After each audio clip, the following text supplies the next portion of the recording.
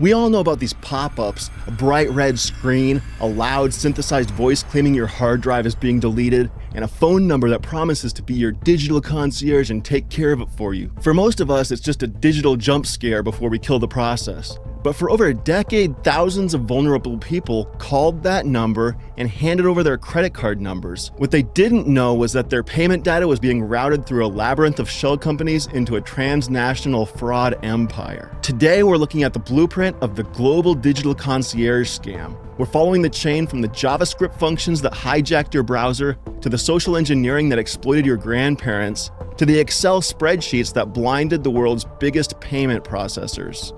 The king of the scumbags calls himself Brian Cotter. Is he Michael Cotter? Is he Brian Cotter? Is he Michael Brian Cotter?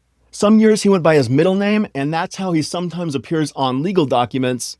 To us, he's Scumbag Brian Cotter, and he's finally headed to a federal cell. But the feds didn't take him down because Brian Cotter spent a decade robbing grandparents. They took him down for the algorithm he used to trick the bank.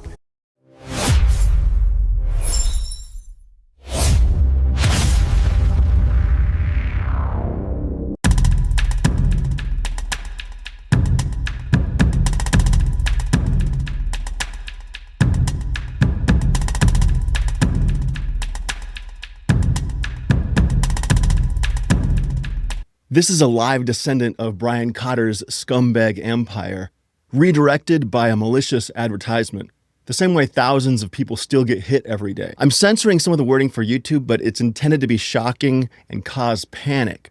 When your heart rate spikes, your ability to reason drops, especially if you're already vulnerable. The whole thing is a mess of fake logos and high-pressure text designed to amplify that panic. The details on these sites change over the years and the browser protections change, but the concept stays the same. Naturally, you try to click deny to make this go away. Boom, that causes it to become full screen. Let's look at the code. Interestingly, they left the lines from the tool they used to clone this scam page from wherever they found it. Actually, when you look at the JavaScript functions, it doesn't matter where you click on the page. It has already set an event listener for the click event, and the listener calls full screen no matter where you click. If I move my cursor upward, Chrome pops up the button to exit full screen, but look, I can't see my cursor. It has a CSS trick. It sets style cursor none in areas of the page it doesn't want you interacting with. You might try to fight back, maybe hit F11 to exit the full screen. They've set event listeners for certain keys. Key code 122, that's the F11 key. So this listener listens for that press of the F11 key, and right after you press it, it causes the page to re-enter full screen. Another tactic it's trying to do is navigator.keyboard.lock function. On a lot of systems, that's a browser feature for gaming and such that lets the site capture your keyboard so you can press all the keys, control your games. The code here, though, is attempting to use it to make it so all keys do nothing. The effectiveness of that is going to vary by the browser configuration. If I do use a key combination that works to exit this full screen and exit the page, it triggers a pop-up. It uses this code before unload. In Scumbag Brian Cotter's day, these sites were able to generate an infinite loop of pop-ups, preventing you from navigating away, but modern browsers don't allow infinite pop-up loops. There's one more critical component to generate the panic I wanted to show, but when this guy cloned this specific page, he forgot to copy the audio file over to his server, so this component doesn't work. This function we're looking at here is supposed to play an endless loop of alert.en.mp3. But just to complete the effect, I downloaded an audio recording of the attack Ethan Nguyen posted on his blog years back, and I'll play that to complete the effect, and you can see what it would feel like to be. Your computer has alerted us that it is infected with a virus and spyware. This virus is sending your credit card details, Facebook login, and personal emails to hackers remotely. Please call us immediately at the toll-free number listed so that our support engineers can walk you through the removal process over the phone.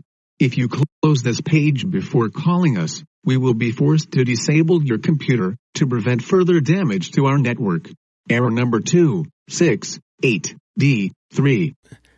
I did call the number with a malware sandbox fired up and ready to go, ready to give them remote access, but I was told there were no agents available and they would call me back. Call me back, but I have the pop-ups right now. They called me back over an hour later during a meeting and left this voicemail. Hi, this is Vincent Parker from Printer Support. We received a call from this number, so there has the callback arranged for you. So please do give me a call back on 408-361-8044 once you get this message. This is Vincent Parker from Printer Support. Thank you. I don't want printer support. I'm calling about the pop-ups. If I called that second number and there was an agent available, then they would want remote access to my machine and tell me that I need to give them my credit card number to fix whatever problem they've caused.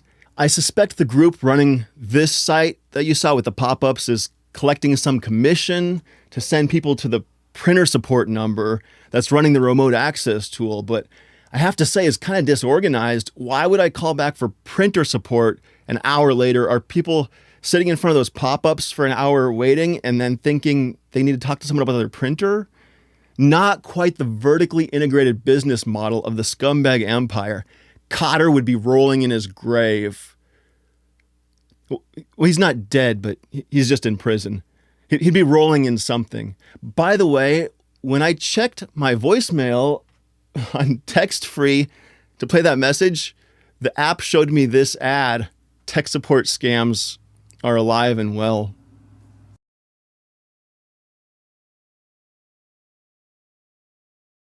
Let's take a look at some of the witness statements from these scams from around the world. England. Suddenly, the page changed to another website, and there was an alarm sounding. It stated that if I did not call this number, that my computer would be blocked by Microsoft. At this time, I believed the pop-up had been generated by Microsoft, and it was Microsoft I was being instructed to call. Japan. A pop-up message appeared on my computer screen saying I was at risk, so I called them. I'm worried that they've taken my personal information and it will automatically charge me when the contract is renewed, so I want to cancel it at all costs. United States. They called my phone 15 times and flashed a big red box saying if I closed this, my PC would be rendered unusable because it would damage their server.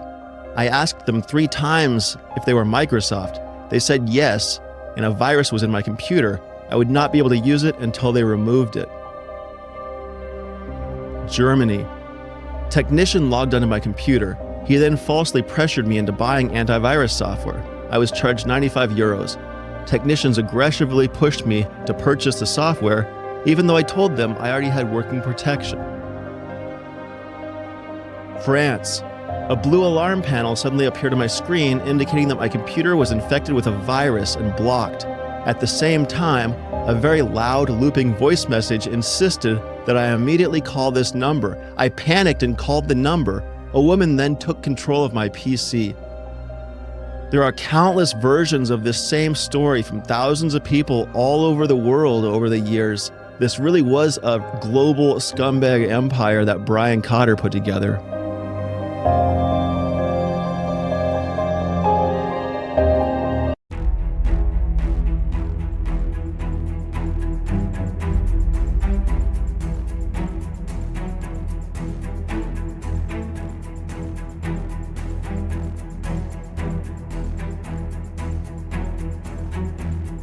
Scumbag Brian Cotter built a multi-million-dollar fortune by robbing vulnerable people.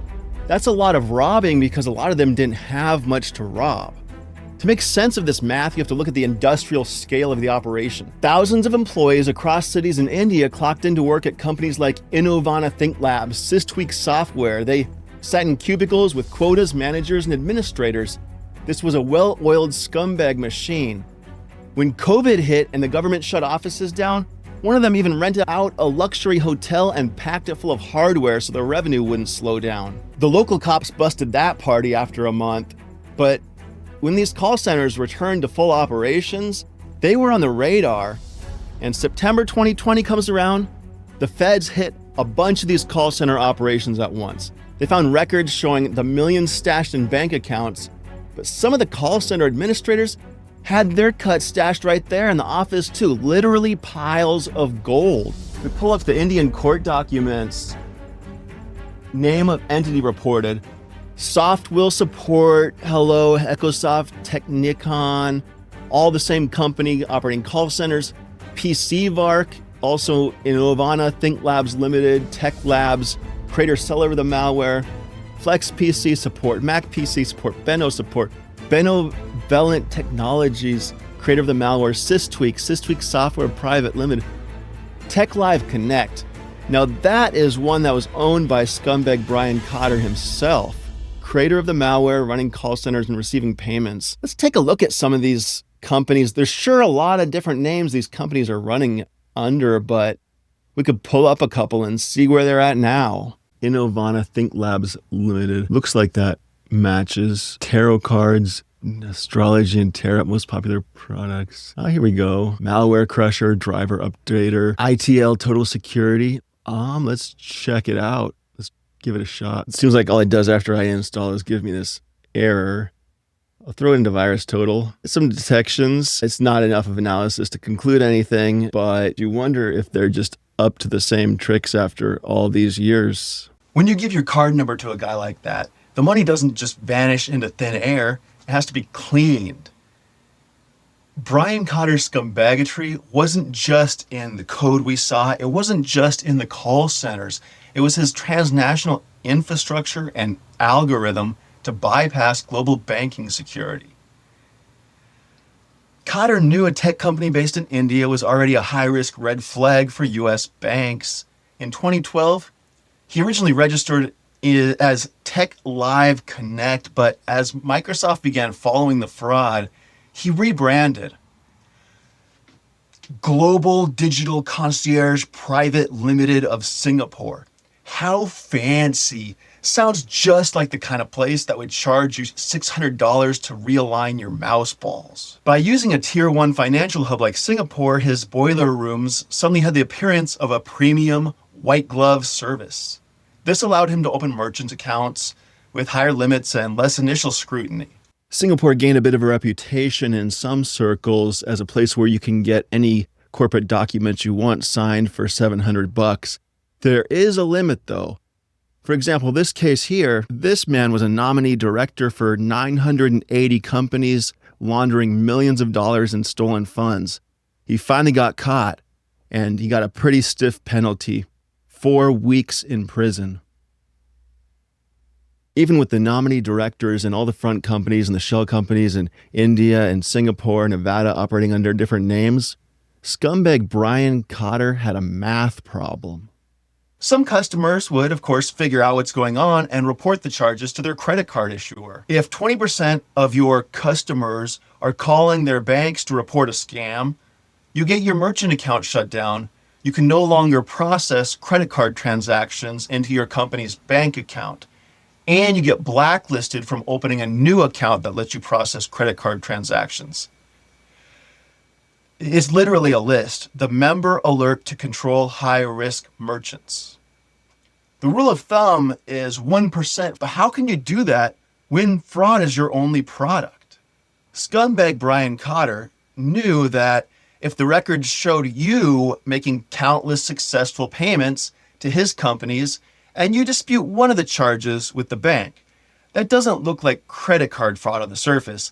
It looks like a successful business with a happy customer that just hit some kind of snag. Once he had your identity, he would use it to process a stream of transactions through prepaid debit cards his own company bought with the fraud proceeds.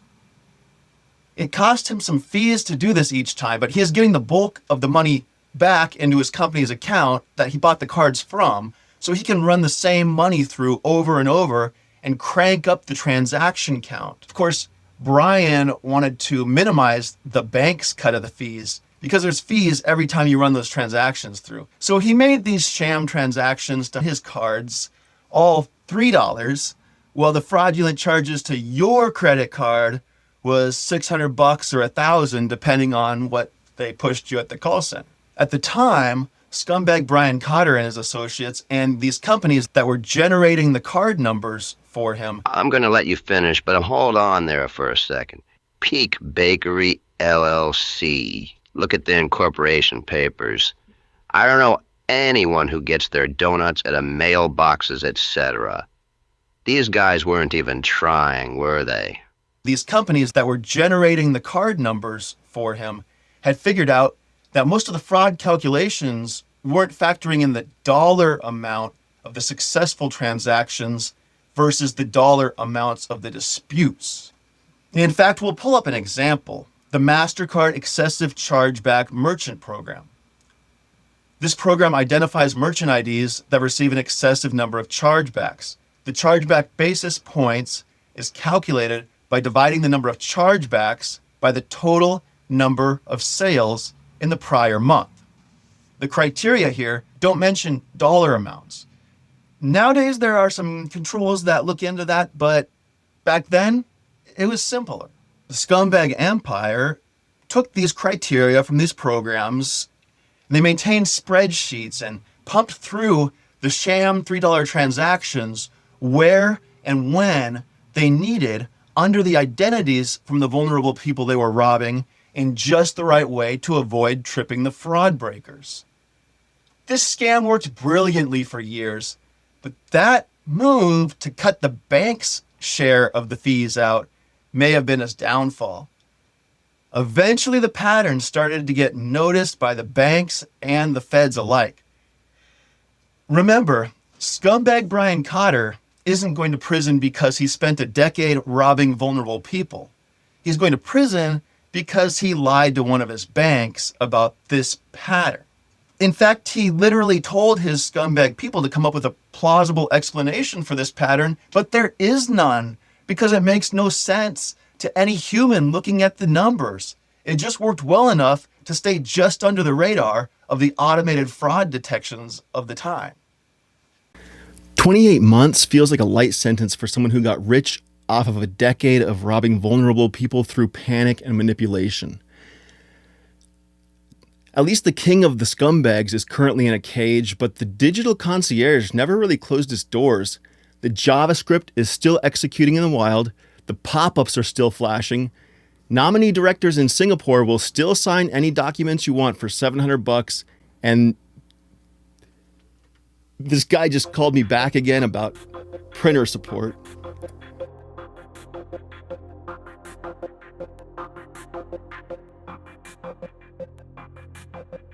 You better answer that call. Could be important.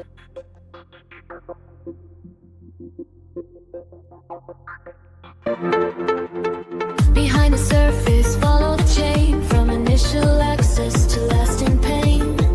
With detective lock, the signal's clear. Breaking it down logically here. Useless injection, deep in scripts. Toolbox and cover, operator slips and playbooks. Different games.